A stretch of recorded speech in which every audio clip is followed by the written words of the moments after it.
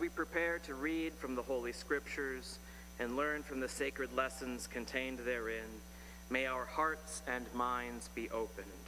Center us as we again turn to the words passed down from generation to generation for our benefit. Amen. Our reading today comes from the Gospel of Mark. I haven't done a ton of actual gospel text readings, I know, since I've been here, because I like to do things that we don't hear as often, but every once in a while it's the best thing to run with of the options presented. And not that it's ever a bad choice, just sometimes it makes the most sense. So, we are going to look at Mark chapter 10. It's actually two little stories back to back.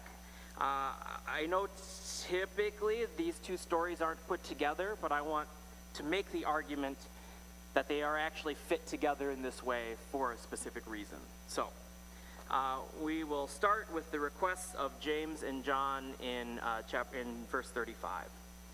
James and John, the sons of Zebedee, came forward to him, and him being Jesus, and said to him, "Teacher, we want you to do for us whatever we ask of you."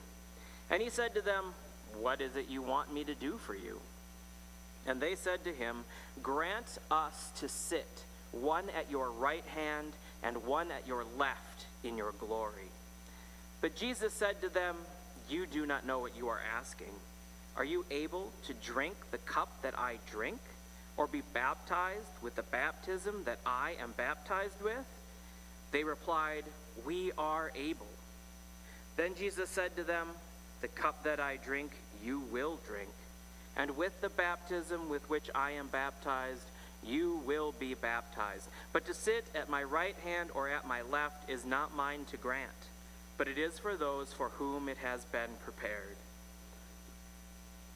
When the 10 heard this, they began to be angry with James and John. So Jesus called them and said to them, "You know that among the Gentiles, those whom they recognize as their rulers lord it over them, and their great ones are tyrants over them. But it is not so among you. But whoever wishes to become great among you must be your servant, and whoever wishes to be first among you must be slave of all. For the Son of Man came not to be served, but to serve, and to give his life a ransom for many." They came to Jericho. As he and his disciples and a large crowd were leaving Jericho, Bartimaeus, son of Timaeus, a blind beggar, was sitting by the roadside. When they heard that it was Jesus of Nazareth, he began to shout out and say, "Jesus, son of David, have mercy on me." Many sternly ordered him to be quiet, but he cried out even more loudly, "Son of David, have mercy on me." Jesus stood still and said, "Call him here." And they called the blind man, saying to him, "Take heart, get up, he is calling you." So throwing off his cloak, he sprang up and he came to Jesus. Then Jesus said to him, "What do you want me to do for you?" The blind man said to him, "My teacher, let me see again." Jesus said to him, "Go, your faith has made you well." Immediately he regained his sight and followed him on the way. So two stories written back to back, but don't seem to share a really obvious through line. I want to address them kind of one at a time and then talk about the connection here. First up, we have James and John, brothers, who are among the 12 disciples following Jesus since early on in the ministry. They come up to Jesus and they ask, "Okay, we want you to do something for us." The translations always make it sound really rude. Like, we want you to do what we say. I think at least it sounds really rude. In Greek, it's not so much, but it always gets translated in a way that feels kind of commanding, and I think that's odd. Anyways, Jesus says, what do you want me to do for you? What can I do? They say, "One of us, when you get in your glory, sits at your right, and one at your left." That is a big ask. Now, in your glory here for them, Remember, this is moderately early in his ministry. It's not the very beginning, but it's certainly before the kind of last few days. So when they understand his glory, they are probably still looking for him to be the kind of Messiah that people are expecting, the one that puts together a fighting force and overthrows the Romans and sets up a kingdom in the historical territory that their people belong to. And they're like, when you do that, when you're the king, right, in your palace, we want to be your number one and number two guys, right? We want to have that, share that power along with you. Of course, there's a whole bunch of other people, right? You have 10 other disciples, they can take their place, but we want to be one and two. And Jesus, looking at them, goes, can you drink the cup I'm about to drink? Can you be baptized? And they're like, yeah, we can. With this beautiful response, which is like, yeah, you will, I guess, but you still can't have it. I love Jesus' responses to any questions, because they are either so abstract. He either answers with a story that doesn't really make a lot of sense, or it's like he's caught off guard. It feels so caught off guard here to me, because they're like, we want this. Oh, well, can you do these things that I have to do? Yeah, we can do it. Yeah, I guess you can, because you're gonna. But it's still not for me to choose. All right? It is for whom it is prepared. So presumably they kind of go off, and somehow the rest of the group hears that these two came up with their nepotism bid to be like number 1 and 2, and the other 10 get kind of upset, which feels sort of reasonable to me, right? These two, there's this whole collection of followers that have all been there the whole time, and these two, who don't have any necessarily more important role in the group than anyone else, tried to jump the gun and get the top spots. So they all get upset, and Jesus, in his beautiful Markan fashion, brings all the, okay, children, come here to the story carpet. It's time for us to have our little lesson. Because in Mark, the disciples are morons. If you read through it, Jesus does this facepalm thing so many times. You can see it in Mark, because the disciples just don't seem to get it in Mark. So he brings them all together. Okay, we have to deal with this. I know that amongst, and it translated as Gentiles, the Greek is ethnes, and the problem here is that ethnes is the Greek version of the Hebrew word for Gentiles. It also means, among Greeks, right, amongst Greek speakers, ethnes just means nations. It means the different peoples that are out there, right? And I think, personally, it would make more sense to render it that way in this particular line. Among the nations, because this applies roughly to all nations, their leaders are hon, they're first ones, the people that call the shots, lord it over them, and act as tyrants are the two phrases we get here. Lord it over them, kata Kyrie evosin, right? This comes from the root for the word Lord, Kyrie. But with the prefix, it's not just ruling, it's looking down. Kata literally is the prefix that means downward. So when it says ruling over, it literally means they are up here while everyone else is down here for them to poke around. Okay? And then it says they act as a tyrant. This is katexousiazousin. Greek words are so much fun. Same prefix, right? This down. Exousin is authority, so this is to have authority downwards, over, to apply force and order. But it also, these words can be rendered a few different ways. There's things like exercise dominion over, or subdue, or look down on, or just generically to exercise authority. Like the same word for tyrant is just to exercise authority over. It's the same thing I do with my children, right? So in here it's rendered very negatively because he's clearly making a negative point. But these are very kind of baseline words for the leadership of literally any group we are ever going to encounter in the world. This is how leaders function in the world.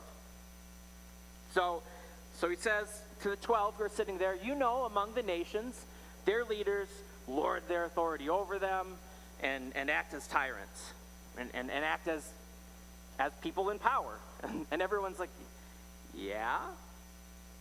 Because they still, because is there another way to understand it? That is still the case in most places, in every place, really. But not with you, Jesus says. Not with you. We, and I have to imagine here, because this is not written, because we have to ask, is this just applying to the 12? Which I don't think. Or is this an ongoing commitment amongst you, speaking to the disciples of Jesus, speaking to the gathered church? It should not be like this. Your greatness will be in servanthood. If you wish to be great, it's not by having power over, it's by being at the bottom of that same scale of power and working through love and care and compassion without power. You are to be a slave of all. A universal institution in the ancient world. You know what power slaves have? None. At times, certain ones are allowed to carry the authority of their master as long as their master wishes them to. But they don't have that power. Their master does. Slaves have so little power that in the event, in a Roman, they're under the Roman Empire, in the Roman Empire, if one slave in the employ of a household, which is an entire extended family, right? Not a nuclear family, right? They didn't have that really yet. In an entire extended family, if one slave in a household causes any harm to any of the members of the household, every slave in the household is put to death. Because you cannot have any of them thinking it's okay. So, when Jesus says leadership for you is not going to be standing up here telling them what to do, I know I'm going to come off camera, but it's going to be being down here, right? From a position of having no power and no authority and the no ability to act against anyone, but purely out of loving service to others. Do you achieve anything? All right. Got to make my examples, you know. So, because the Son of Man, Jesus, came to serve, not to be served. And then there's a sudden shift in gears. Time for something completely different. So, end of that, jump straight to, they go to Jericho. And as they're leaving, it doesn't even talk about what they're doing in Jericho. It just says, as they're leaving, whatever they're done with, this blind man hears that Jesus is walking by and starts yelling out for him. And they just shh, let him be, he's a busy guy. But he keeps calling out for help, and Jesus says, that's fine, bring him over. Jesus stops, tells him to come over. He throws off his cloak, it says. The word is just garment. He's naked, running to Jesus. Okay? There's so many little things that, I don't want to say get covered up. I don't think it's malicious, but just you miss out on so many things. He throws off his clothing and just runs headlong to Jesus, who's like, what would you like me to do for you? And this blind man, who we have no other information about. We have who he is, and I guess technically who his father is, because they didn't have last names then. All we know about him, he says, I would like to see again. It is again. So at some point he lost his sight. Any number of ways that could happen. There are so many potential diseases that would cause damage to the eyes, so many potential injuries that they did not have modern medicine, remember. So if something hurt your eye, if you got some kind of infection or a scratch or anything happened, it was done. You were blind. And you had to rely on your family to care for you or beg, as this guy presumably is doing by the city gate. He says, I would like my sight back. And Jesus responds, your faith has made you well. Not, I healed you.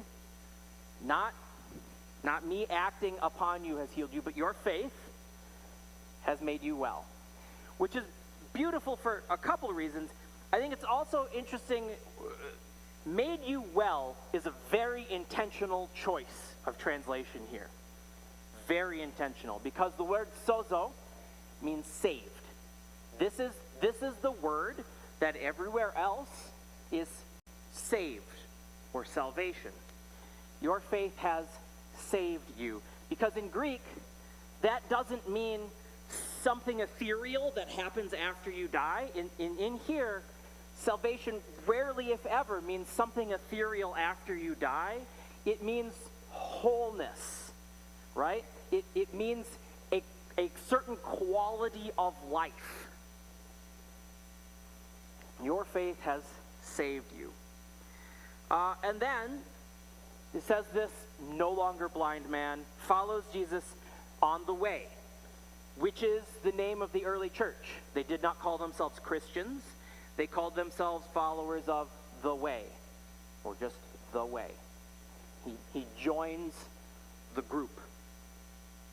So, there's not a lot of overlap in these stories, but what I do think is fantastic is that they both start off with someone asking Jesus for something, right? James and John ask him to share power with him. They want power over people the way Jesus, they presume, is going to have power over people. This blind man asks Jesus for his sight back. And at both times they go to ask a question, Jesus responds using almost exactly the same phrase. What is it you want me to do for you? I mean, it is the same phrase. These are examples of Jesus responding the same way to being approached. But they get very different responses. Because the people closest to him, the people who share his group, who share his life, who know his words and teachings and ministry, don't seem to get it. They ask for something that not only is he not able to give them, but that he then has to make an entire lesson for the group about why they shouldn't be seeking this. Right? And these are the people closest to him. On the other hand, walking out of Jericho, this guy they just happened to pass by, who clearly has heard of Jesus, but has never seen him, never been in the same place as him, maybe heard him talking to some people in the distance, but certainly is not close, certainly does not know the entirety of the message or what is being promised. This guy comes up and he says, I want to be healed. Right? I want to feel whole. Not that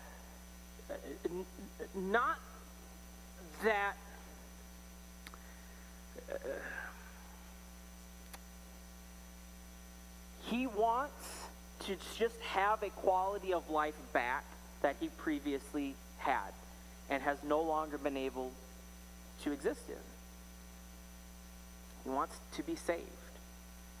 And Jesus says to him, your faith has saved you. Your faith has made you well. Poof. He can see.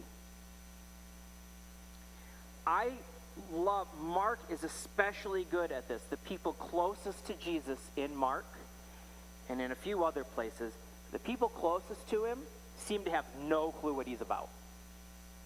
They do not get his message. and these random people he encounters along the way get it.